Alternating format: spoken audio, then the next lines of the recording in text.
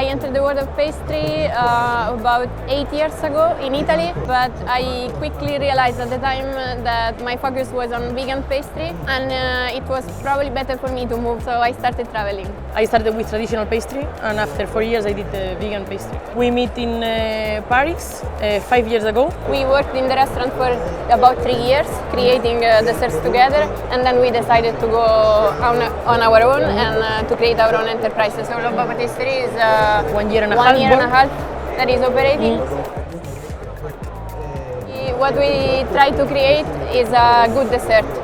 Vegan or not, we don't want to give the impression that the product is vegan. It just has to be good.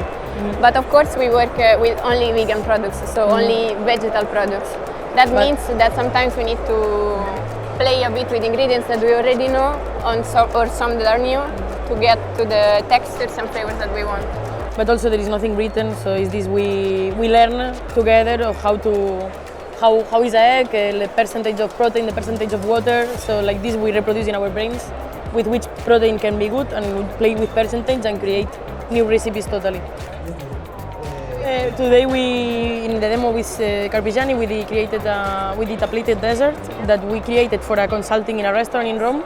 We wanted to incorporate here with ice cream, so like this we could work with Carpigiani in this plated dessert, and was hazelnut and lemon. We tried to play with all the textures, so we had a crunchy sablé, we had a soft spongy sponge, a crémeux, a praliné, a tuile, crunchy, and we finished it with the sorbet. So we wanted to show a bit all the textures that we can create with vegan pastry.